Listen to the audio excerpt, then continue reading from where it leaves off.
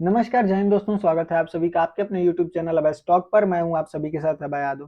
साथियों, भारत की एक बार फिर से एक कूटनीतिक जीत हो चुकी है, जो कि हमारी जो संतान है पाकिस्तान, उसी के खिलाफ। पाकिस्तान बेचारा फिर से हार गया है और फिर मुंह की खा लिया है। तो आज हम इस वीडियो में समझने वाले हैं, और समझने वाले क्या, एक तरीके से कुछ चीजें समझेंगे, लेकिन सबसे ज्यादा मजा लेने वाली बात है पाकिस्तान की, इसकी हार की। तो क्या ये हार हुई है इसकी, और क्या है इंडस वाटर ट्रीटी का संघर्ष, ये सारी चीजें इस वीडियो में कवर करेंगे। तो दोस्तों, अगर आप चैनल पर नए हैं तो चैनल को सब्सक्राइब कर लीजिएगा, करंट अफेयर से जुड़ी हर जानकारी सबसे पहले पाने के लिए और विस्तार से समझने के लिए। चलिए स्टार्ट करते हैं वीडियो को और समझते हैं इंडस वाटर ट्रीटी। तो सबसे पहले समझते हैं कि हुआ क्या है। तो साथियों, सिंधु जल संधि यानी कि इंडस वाटर ट्रीटी की शर्तों के तहत विश्व बैंक द्वारा नियुक्त तटस्थ विशेषज्ञ ने निर्णय लिया है कि वह जम्मू और कश्मीर के जो जल विद्युतीय परियोजना के डिजाइन के संबंध में भारत और पाकिस्तान के बीच जो मतभेद है, उस पर निर्णय लेने के लिए वो खुद ही सक्षम है, जो कि नई दिल्ली की लंबे समय से चली आ रही स्थिति को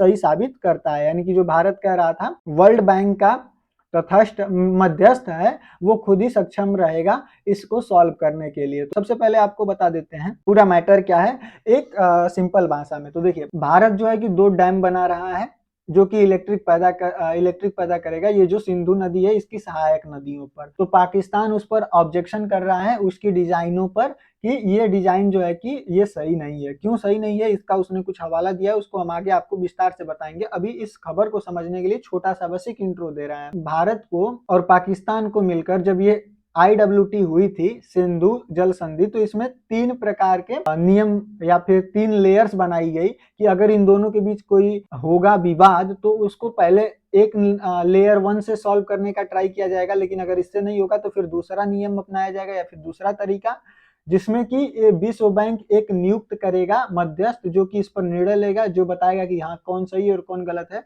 और अगर ये जब नहीं होगा तो एक तीसरा ऑप्शन भी रखा गया है, तो उसको आगे आपको बताएंगे अच्छे से। तो पाकिस्तान जो है वो कह रहा है कि हमको डायरेक्ट इस तीसरे वाले को यूज करना चाहिए, और भारत कह रहा है कि हमको इस दूसरे वाले को यूज करना चाहिए। तो इस पर जो विश्व बैंक है उसने बोला है कि नहीं, जो बीच वाला यानी कि दूसरा रास्ता है, जिसमें कि विश्व बैंक द्वारा जो विशेषज्ञ मध्यस्थ नियुक्त किया जाएगा, वो बोला है कि हम खुद ही सक्षम है इस पर निर्णय लेने के लिए। तो कुल मैटर यहाँ पर है। अब चलिए आगे आपको समझाते हैं। साथियों, विदेश मंत्रालय ने मंगलवार को कहा कि यह निर्णय भारत के इस रुख को सही साबित करता है कि किशनगंगा और रातले जल विद्युतीय परियोजना के संबंध में तटस्थ विशेषज्ञ को भेजे गए सभी 7 प्रश्न संधि के तहत उसकी क्षमता के अंतर्गत आते हैं। ठीक है, अब आगे आपको समझाते हैं। यहाँ पर बन रहा है जो किशनगंगा प्रोजेक्ट, और यहाँ पर बन रहा है हमारा रातले प्रोजेक्ट। तो इन्हीं दोनों के बीच में जो है कि दिक्कत है, और इस पर ऑब्जेक्शन हो रहा है। साथियों, भारत और पाकिस्तान के बीच 19 सितंबर 1960 को सिंधु जल संधि पर हस्ताक्षर किए गए थे, जिसमें सिंधु और उसकी सहायक नदियों के जल के वितरण निर्धारित करना, विश्व बैंक द्वारा आयोजित 9 वर्षों की वार्ता के बाद, यानी कि जब ये 9 साल तक बातचीत चली, उसके बाद एक समझौते पर पहुंचे, जिसमें कि जो विश्व बैंक था इसने बहुत ही अहम भूमिका निभाई थी। साथियों, उस समय के भारत के तत्कालीन प्रधानमंत्री जवाहरलाल नेहरू और पाकिस्तान के तत्कालीन राष्ट्रपति आयूब खान ने कराची में इस पर हस्ताक्षर किए थे। साथियों, इस मैटर को समझने से पहले बस एक छोटा सा ये डिजाइन समझ लीजिए कि हाइड्रो इलेक्ट्रिक डैम जो होता है वो काम कैसे करता है।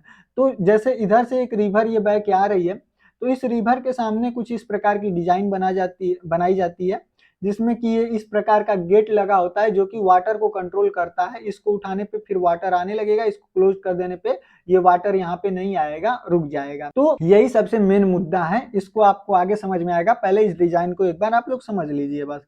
तो इस तरीके से यहाँ से जब पानी एंटर करता है तो यहाँ पर टरबाइन लगी होती है, जो कि घूमती है, जिससे कि जनरेटर जुड़ा होता है, जो कि बिजली पैदा करता है, जिसको फिर बाद में हम लोग यूज करते हैं। ठीक है, और फिर ये पानी जो होता है ये फिर उसी प्रकार से उसी नदी में निकाल दिया जाता है, फिर वो बहना स्टार्ट कर देता है। सिंधु जल संधि के तहत भारत को पूर्वी 3 नदियां, जो कि ब्यास, रावी और सतलज हैं, जो कि ब्यास, रावी और सतलज हैं, इन तीनों का पानी यूज करने के लिए भारत अप्रतिबंधित है, यानी कि इसका भारत यूज कर सकता है। जबकि पाकिस्तान 3 पश्चिमी नदियां जो कि सिंधु, चिनाब और झेलम है, इस पर नियंत्रण रखता है। कौन कौन? झेलम, सिंधु और चेनाब, इन तीनों नदियों पर पाकिस्तान का कंट्रोल है, यानी कि इस पर भारत इसको रोक नहीं सकता है। साथियों, इससे वास्तव में सिंधु नदी प्रणाली द्वारा प्रवाहित जल का लगभग 30% भारत यूज करता है तथा जो 70% पानी है वो पाकिस्तान को मिलता है।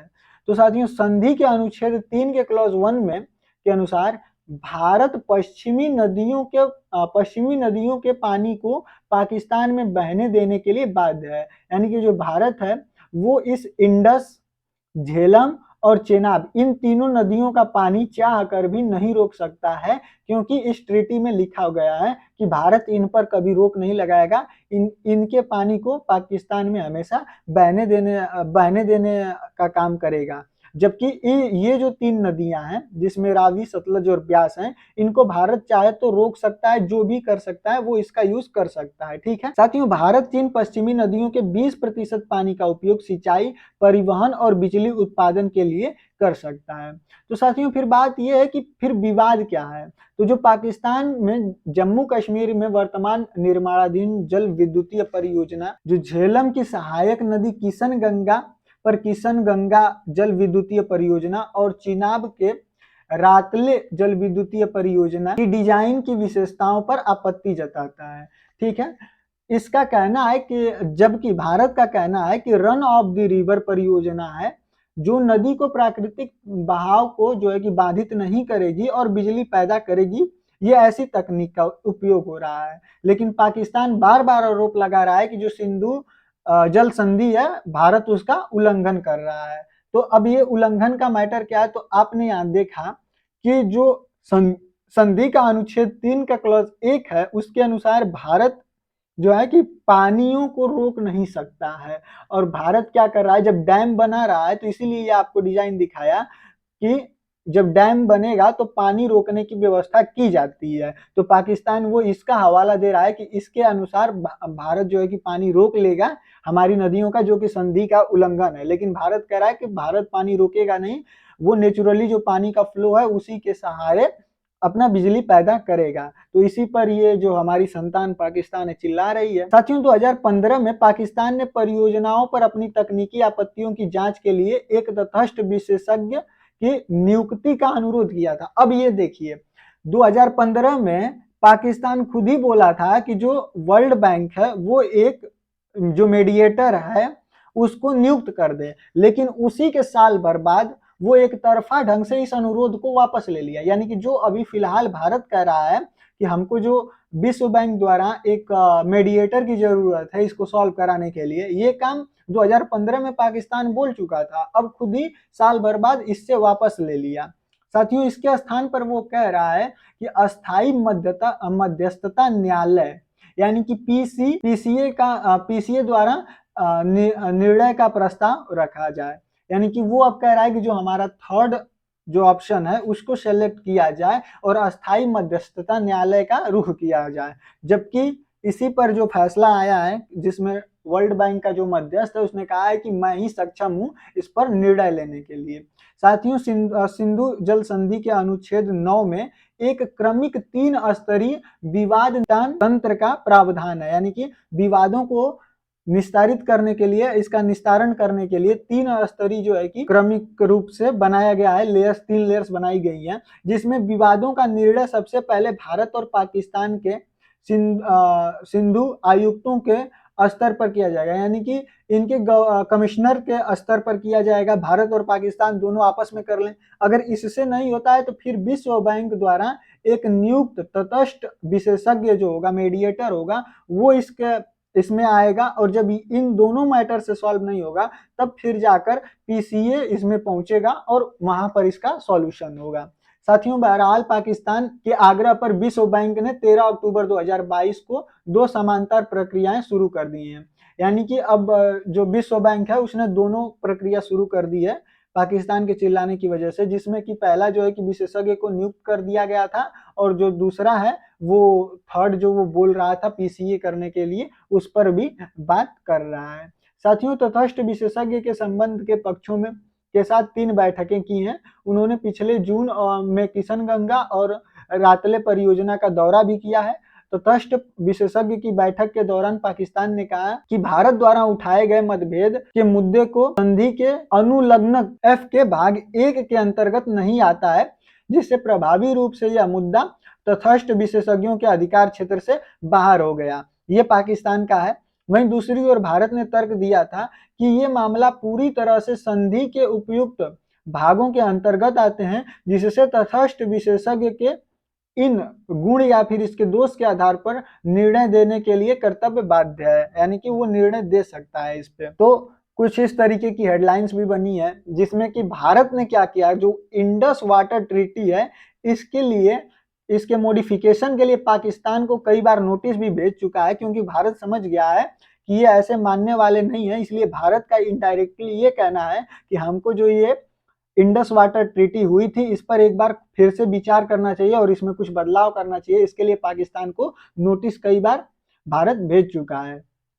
साथियों, दोनों परियोजनाओं पर बार बार आपत्ति उठाकर सिंधु जल संधि में विघ्न डालने के लिए इस्लामाबाद, जो कि पाकिस्तान की राजधानी है, उस पे उसके अड़ियल रवैये का हवाला देते हुए जनवरी 2023 में नई दिल्ली ने पाकिस्तान को संधि में संशोधन के लिए नोटिस जारी किया है। यानी कि अगर ये कुछ न करता तो शायद भारत चुपचाप अपना डैम बनाने के बाद अपना कार्य करता रहता, लेकिन अब इसको टांग अड़ाने की वजह से भारत भी समझ गया कि इसका ऑब्जेक्शन करना जरूरी है, इसमें जो है संशोधन करना जरूरी है, क्योंकि अब 65 साल इसको हो भी गए हैं और जो हमारी पर्यावरण में परिवर्तन हो चुका है, जनसंख्या में परिवर्तन हो चुका है, इसके वजह से इसको संशोधन करना बहुत ही जरूरी है और इसी कारण से पाकिस्तान को भारत नोटिसें भी भेज चुका है। तो साथियों, ये जो भी मिल रहा था लग रहा है उसको भी गंवाने की स्थिति में आ चुके हैं, बट कोई नहीं, ये तो हमेशा खाते रहते हैं अम्मू की, इनकी तो आदत है खाने की, फिर मुंह उठा के चले भी आएंगे। तो उम्मीद करता हूँ ये सारी चीजें आपको समझ में आई होंगी। तो मिलते हैं अगले वीडियो में किसी अन्य टॉपिक के साथ, तब तक के लिए जय हिंद, जय भारत।